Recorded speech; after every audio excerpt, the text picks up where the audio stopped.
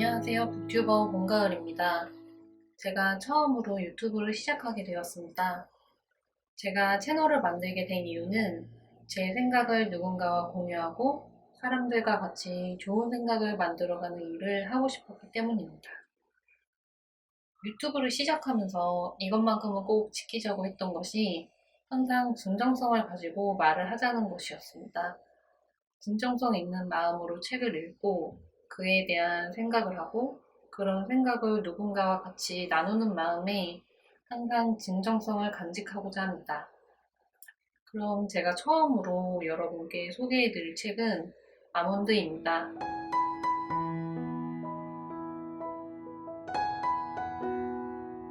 아몬드는 제 10회 창비 청소년 문학상 수상작으로 손원평 작가님의 첫 장편 소설입니다. 창비 청소년 문학상은 출판사 창비에서 제정한 청소년 문학 공모전입니다. 아몬드는 청소년 독자를 대상으로 썼지만 많은 성인분들께도 굉장히 깊은 영향력을 끼치는 소설이라고 할 수 있습니다. 줄거리를 말씀드리자면 감정을 느끼지 못하는 소년이 주인공인 책입니다. 감정 표현 불능증을 앓고 있는 윤재는 비록 감정을 느끼지 못해도 엄마와 할머니의 사랑을 듬뿍 받으면서 자라게 됩니다.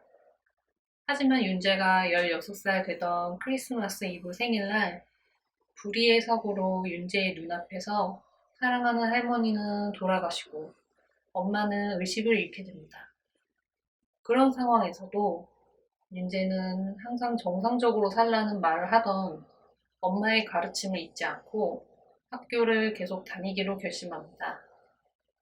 그리고 학교에서 윤재와는 또 다른 괴물로 표현되는 고니를 만나게 됩니다. 고니는 윤재와 정반대에 있는 소년으로 감정을 읽지 못하는 윤재의 눈에도 감정이 읽히는 상처가 많은 소년입니다. 인생에 많은 상처를 받은 고니와 윤재의 만남으로 윤재의 내면은 조금씩 변하기 시작합니다. 우리 뇌에는 아몬드와 크기도 생김새도 비슷한 모양의 편도체가 있습니다. 편도체는 우리 뇌에서 감정에 관여된 일들을 처리하는 기관입니다. 아몬드가 특별한 아이. 이 책은 윤재의 아몬드가 성장해 나가는 이야기라고 볼 수 있겠습니다.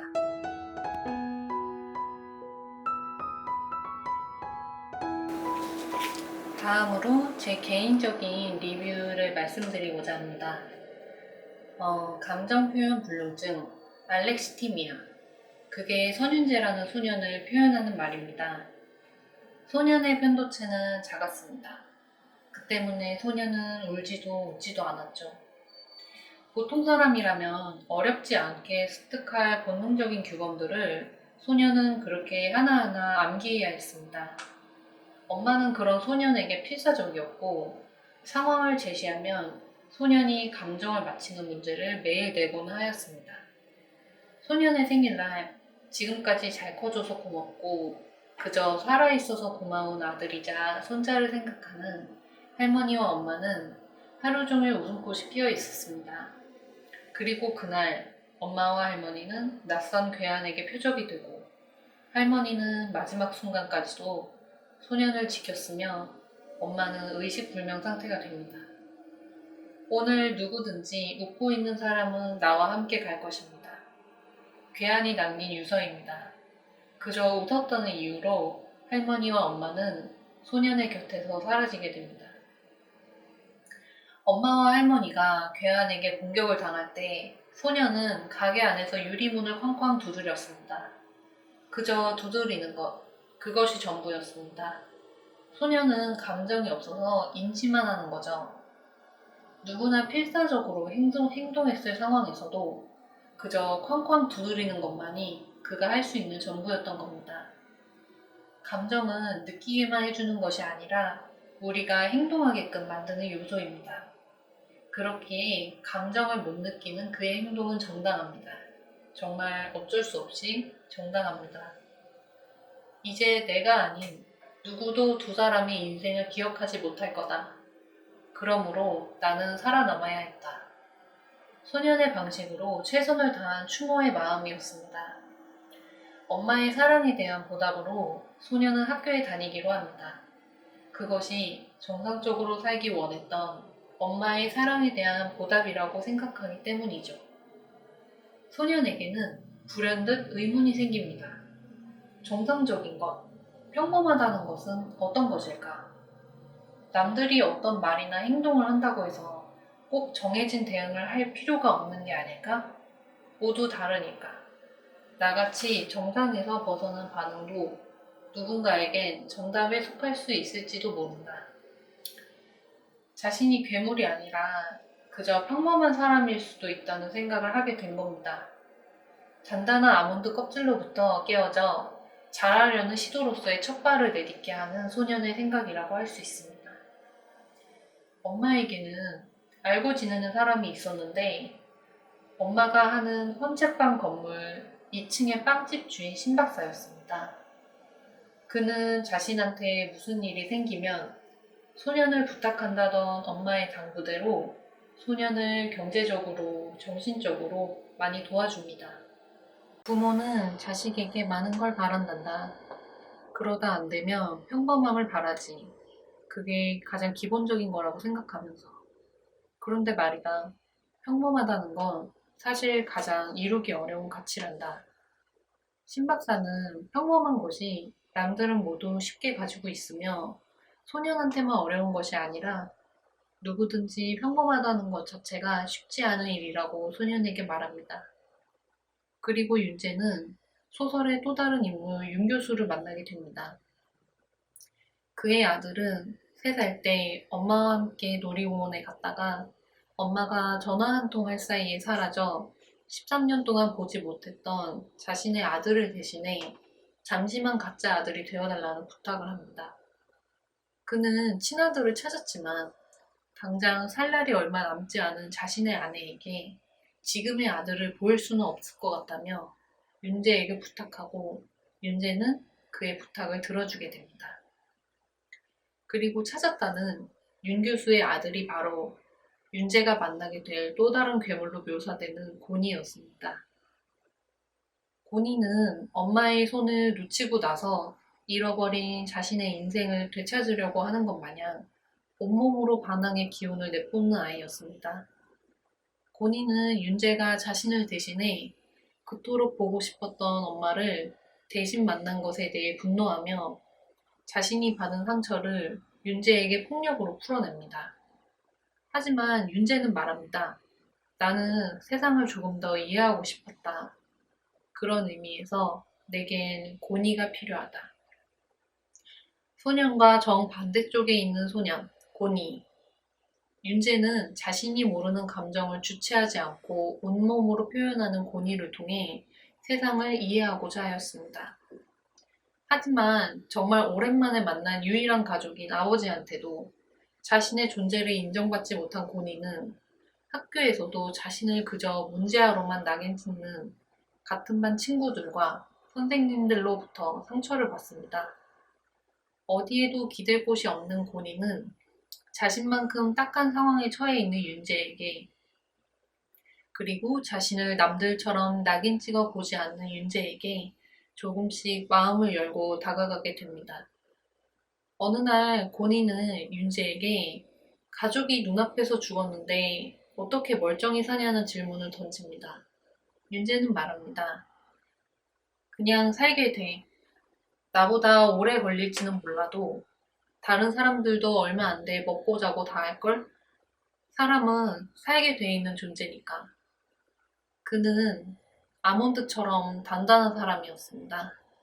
너무 단단해서 아무것도 흡수가 안 될 뿐이었습니다. 담담히 말하는 윤재의 말에 공감하지 못하는 고니에게 윤재는 자신이 이렇게 타고난 인간이라고 말합니다. 그러자 고니가 말했습니다. 타고난?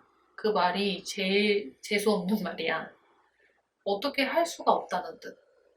변화의 여지가 없다고 말하는 윤재에게 그렇지 않을 수 있다고 말하며 소설을 읽는 독자로서의 제 마음을 대변하는 듯한 인간성을 고니는 보여줍니다. 책을 정리하다 윤재의 손에 생긴 생채기에서 난 피를 보고 걱정하는 고니가 천성이 착한 사람이라는 것을 오로지 윤재만이 알고 있었습니다. 그리고 입학식 날 윤재는 도라라는 소녀를 만나게 됩니다. 도라는 고니의 정반대 지점에 서 있는 아이였습니다. 고니가 윤재에게 고통, 죄책감, 아픔이 뭔지 알려주려 했다면 도라는 꽃과 향기, 사랑을 가르쳐주는 사람이었습니다. 학교에 가자 누군가의 뒷꼭지가 빛나고 있었다. 도라였다. 얼굴을 돌렸다. 종일 가시가 박힌 것처럼 가슴이 따가웠다. 윤재는 사랑을 인지하지 못했지만 몸은 반응했습니다. 이러한 심정을 신 박사에게 말했을 때 그는 윤재에게 말합니다. 축하한다. 너는 잘하고 있단다. 무척 반가운 일이다. 도라를 알고 나서부터 도라를 만나는 것이 즐겁고 홀로 책을 읽는 것에 흥미를 느끼는 윤재의 모습은 그의 감정이 처음부터 존재하지 않았던 것이 아니라 아몬드 껍질처럼 단단한 껍질에 갇혀 언젠가 세상에 나갈 날만을 기다리고 있던 것일지도 모른다고 말해주는 듯 하였습니다. 그 무렵 고니는 결심을 합니다. 강해질 거야. 내가 살아온 인생답게. 나한테 제일 자연스러운 방식으로. 이기고 싶어. 상처받는 걸 멈출 수 없다면 차라리 상처를 줄 거야. 고니가 집을 나간 것을 알고 윤재를 찾아와 고니를 봤냐고 물어보는 윤 교수. 그는 윤재에게 묻습니다. 그렇게 고니한테 험한 일들을 당해놓고 어떻게 고니와 가까이 지낼 수 있었느냐고. 윤재는 대답합니다. 고니는 착한 애니까요. 윤재는 고니가 위험한 사람들과 어울린다는 것을 알았고 위험을 무릅쓰고 고니를 찾으러 갑니다. 멀면 먼 대로 할 수 있는 게 없다며 외면하고 가까우면 가까운 대로 공포와 두려움이 너무 크다며 아무도 나서지 않았다. 대부분의 사람들이 느껴도 행동하지 않았고 공감한다면서 쉽게 잊었다. 내가 이해하는 한 그건 진짜가 아니었다. 그렇게 살고 싶진 않았다. 엄마와 할머니가 자신의 눈앞에서 쓰러져 갈 때 다짐했던 결심을 윤재는 행동에 옮긴 것입니다. 아무런 이득 없이 시간을 나누는 것, 서로를 위해 주는 것. 윤재에게 고니는 친구였던 것입니다. 톡, 내 얼굴 위에 눈물 방울이 떨어진다. 뜨겁다. 될 만큼. 그 순간 가슴 한가운데서 뭔가가 탁 하고 터졌다. 이상한 기분이 밀려들었다. 아니, 밀려드는 게 아니라 밀려나갔다. 몸속 어딘가에 존재하던 둑이 터졌다. 울컥 내 안에 무언가가 영원히 부서졌다. 느껴져. 비로소 나는 인간이 되었다. 아몬드가 부드러운 복숭아처럼 되는 것이 어렵듯이 그 단단한 껍질을 깨고 자라나는 것이 어렵듯이 소년에게는 모든 것이 어려웠을 것입니다. 그리고 소년을 움직이고 느끼게 했던 모든 사건들, 모든 만남들이 모두 한데로 합쳐져 윤재는 깨어날 수 있었습니다. 모든 일들이 정리된 후 병원에 실려간 윤재에게는 깨어난 엄마가 기다리고 있었으며 잠자고 있던 소년의 감정도 깨어났습니다. 엄마와 소년이 서로에게 모두가 불가능하다고 했던 일을 해냈다고 말합니다. 갑자기 뺨이 뜨겁다. 엄마가 뭔가를 닦아준다. 눈물이다. 어느새 내 눈에 눈물이 흐르고 있다. 내가 운다. 그런데 또 웃는다. 엄마도 마찬가지다. 만약 윤재가 평범한 아이였다면 그동안 겪었던 사건들의 자극이 너무나 강력해서 평생 남을 상처가 되거나 트라우마로 남았을 것입니다. 하지만 그의 아몬드는 그를 보호했습니다. 평생을 정상적인 삶을 살기 위해 부수고 고쳐져야만 살아갈 수 있다고 생각했던 단단한 아몬드가 소년이 다치지 않게 보호해주는 역할을 한 것입니다. 저자는 자신이 낳은 아이가 너무 소중해서 스스로 질문을 던지게 됐다고 합니다. 이 아이가 어떤 모습이든 변함없이 사랑을 줄 수 있을까? 그 질문에서 출발해 과연 나라면 사랑할 수 있을까? 하고 의심할 만한 두 아이가 만들어졌고 그들이 윤재와 고니입니다. 하지만 괴물은 없었습니다. 사람들이 붙여놓은 라벨만이 있을 뿐이었죠. 그저 세상에 너무 많은 상처를 받았고 조금은 무디게 태어났을 뿐 고니와 윤재는 평범한 소년들이었습니다. 충분히 사랑받을 자격이 있는 쉽게 이루기 힘든 평범함이라는 가치를 갖춘 소년들이었습니다. 아무것도 쉬운 일은 없었지만 윤재와 권희는 힘든 시기를 같이 겪어내었고 성장했습니다. 타고난 것은 없으며 변하고자 하면 변할 수 있는 단단한 곳에서 시작되어 더욱 굳건하게 자랄 것이라고 말하는 성장소설 아몬드였습니다. 그럼 저는 여기서 이만 마치도록 하겠습니다. 책 아몬드에 대한 리뷰 함께 들어주셔서 정말 감사하고 다음에 더 노력하는 북튜버 봄, 가을이 되겠습니다. 들어주셔서 감사합니다.